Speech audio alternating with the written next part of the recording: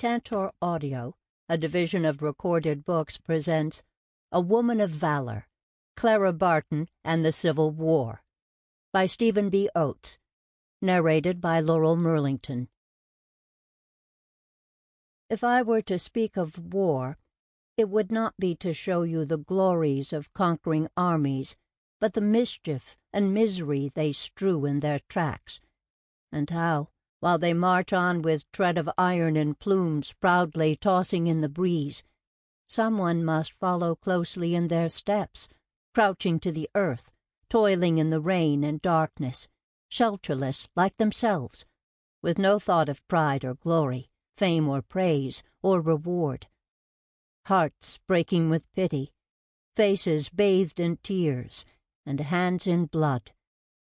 This is the side which history never shows. Clara Barton. Foreword. In this portrait of Clara Barton in the Civil War, I have referred to her as Clara, because that is how she was known to her family and friends. Calling her Barton makes her seem cold and distant, when she was anything but that. In the company of people she liked, she exuded a special warmth, and had a relaxed informality about her. She was Clara. And this is the story of her Civil War, the war in the battlefield hospitals, now a bullet-ridden farmhouse, now a crumbling mansion, now a wind-blown tent, where she served as nurse, relief worker, and surrogate mother or sister, wife or sweetheart, to her dear boys, who lay sick, wounded, and dying by her side. The Civil War was the defining event in Clara's life, shaping who she was and what she became. It gave her the opportunity as a woman to reach out and seize control of her destiny. It is one of the most compelling stories I have ever encountered in all my years as a writer.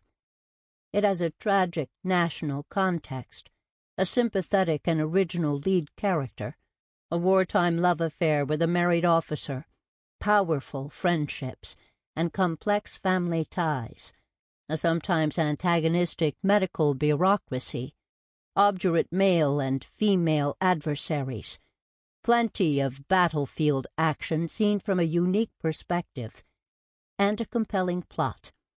A passionate, driven, conflicted woman who overcomes the fearful odds against her, invades a man's domain, and helps change it dramatically. To tell the story of Clara's Civil War, I have drawn heavily on the Clara Barton manuscripts, a good many of them never used before.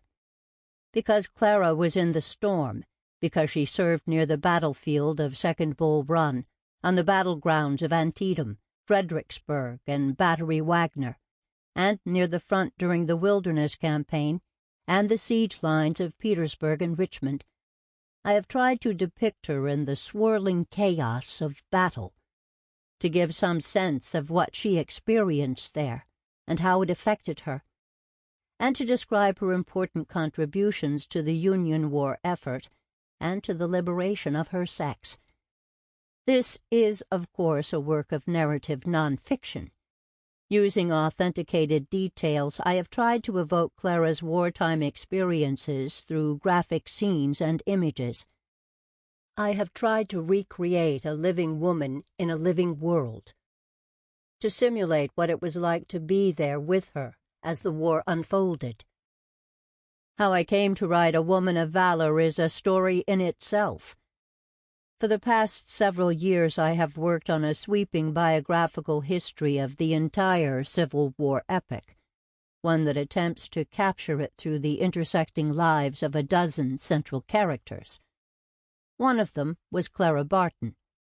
Always fiercely independent, a dedicated loner, she refused to remain in my lineup. Every time I wrote something about her in conjunction with my other figures, I had the sensation that she was trying hard to keep me from knowing and understanding her. She would float into my consciousness without a face, for example, or give me the strange feeling that she was hiding from me somewhere in my study, or had just bolted out the door. At one point, my computer abruptly malfunctioned and started throwing out an entire body of information, several months' worth of work on Jefferson Davis. Nothing I punched on the keyboard could stop the machine from its insane mission to erase every trace of the Confederate president from its memory. All I could do was watch in despair. At first, I blamed this on Davis's own stubborn pride, as if he were saying, "You're not putting me in a book with Lincoln or any other hated Yankee." Later, I decided it was Clara again, trying to sabotage my project in an effort to get out of it. Finally, submitting to her superior will, I put the biographical work aside and set out to write Clara's Civil War story by itself, and on a new computer, I might add. After that, she cooperated fully. I was helped to my decision by the remarkable details, so many of them never before published, that I kept discovering in the Clara Barton archives.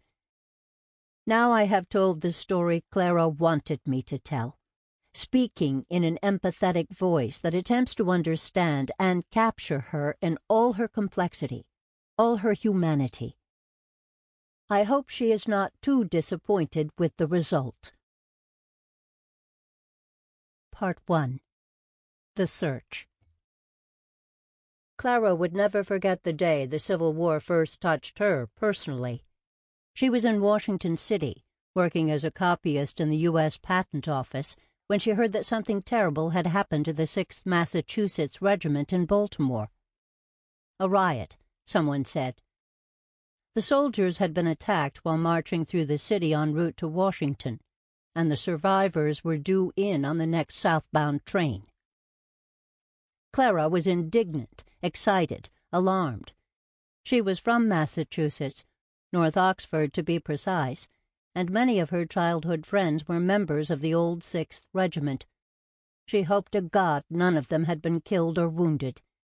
Anxious to help the soldiers somehow, Clara and her sister, Sally Vassall, joined a crowd of Washingtonians hurrying toward the Baltimore and Ohio Railroad station.